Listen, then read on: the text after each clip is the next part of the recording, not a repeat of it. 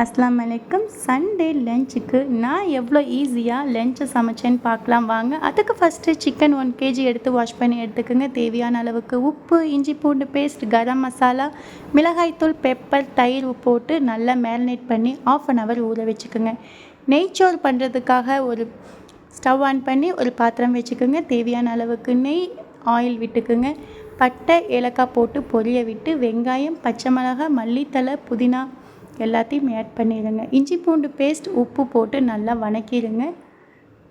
நான் 1 கேஜி சீரக சம்பா ரைஸ் எடுத்து வச்சுருக்கேன். அதுக்கு தேவையான அளவுக்கு தண்ணீரை அளந்து ஊற்றிடுங்க.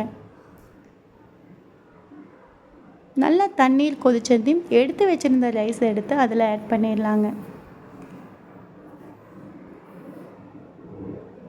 மூடி போட்டு 5 minutes நல்லா வேக விட்டு எடுத்துருங்க ரைஸை. அதுக்கப்புறம் ஒரு லெமன் ஜூஸை அதில் ஊற்றிடலாங்க.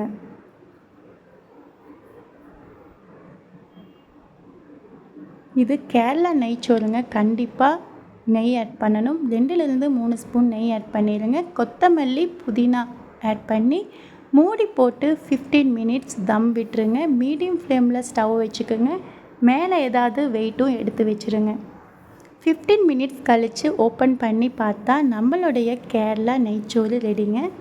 நல்ல ஃப்ளேவராக இருக்கும். ட்ரை பண்ணி பாருங்கள்.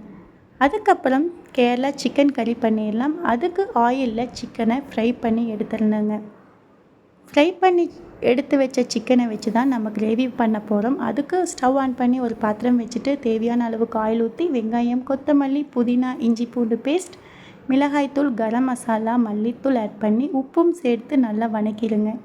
2-3 தக்காளி மிக்சியில் அரைச்சி எடுத்து வச்சுருக்கேன். அதையும் ஆட் பண்ணிடுங்க.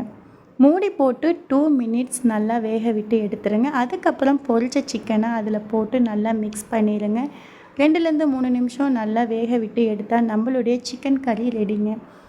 கேரளா நெய்ச்சோறும் சிக்கன் கறியும் சைடிஷுக்கு சிக்கன் 65, தயிர் பச்சடி, அப்பளம்ங்க. இது எப்படி சாப்பிட்ணுன்னா ஒரு பவுல் எடுத்து வச்சுருங்க. அதில் நல்லா லெக் பீஸோட கூட 2 சிக்கன் பீஸ் கிரேவியோடு ஆட் பண்ணிடுங்க.